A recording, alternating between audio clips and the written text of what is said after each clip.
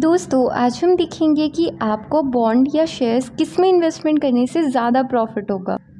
दोनों fixed income securities है। अगर आप कोई कंपनी का शेयर्स खरीदते हैं फिर उसी कंपनी का बॉन्ड खरीदते हैं, दोनों में क्या डिफरेंस होता है वो देखेंगे।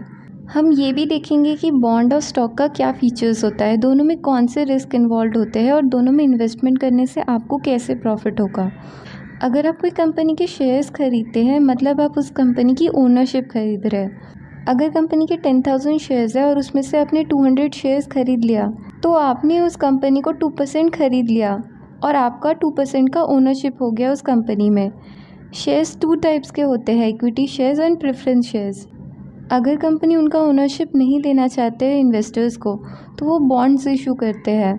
बॉन्ड्स या डिबेंचर्स ये एक तरीके का लोन जैसा है, मतलब कंपनी बैंक की जगह इन्वेस्टर्स से लोन ले रहे हैं। इसमें फिक्स्ड इंटरेस्ट रेट होता है।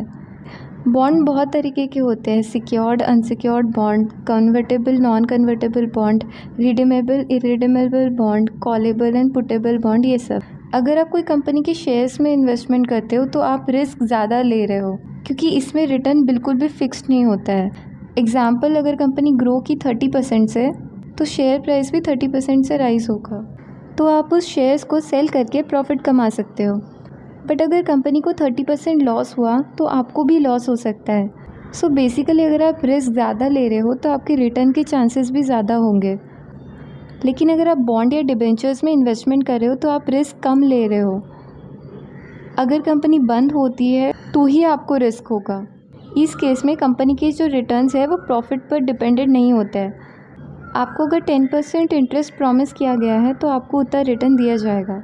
अगर आप कंपनी के शेयर्स में इन्वेस्टमेंट करते हो तो रिटर्न आपको डिविडेंड के फॉर्म में मिलता है। हर साल कंपनी डिविडेंड डिक्लेयर करते हैं और अगर शेयर प्राइस में ग्रोथ होता है तो आपको इनडायरेक्ट रिटर्न मिलता है। बट बॉन्ड्स के केस में आपको फिक्स्ड रिटर्न मिलता है। आप शेयर्स को बॉन्ड या डिबेंचर्स में कन्वर्ट नहीं कर सकते हो, बट आप कन्वर्टेबल डिबेंचर्स को इक्विटी शेयर्स में कन्वर्ट कर सकते हो। सपोज़ अगर कंपनी का बहुत डेब्ट है और कंपनी को बहुत लॉस हो रहा है तो कंपनी उनके एसेट्स सेल कर देते हैं। इससे जो पैसे मिलते हैं उससे कंपनी बॉन्ड के पैसे पहले रिटर्न करते हैं, बाद में शेयर होल्डर के पैसे रिटर्न करते हैं।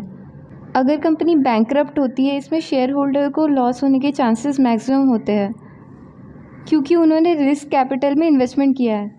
आई होप आपको वीडियो देखने के बाद बॉन्ड और शेयर्स में क्या डिफरेंस होता है ये समझ आया हो। Thank you.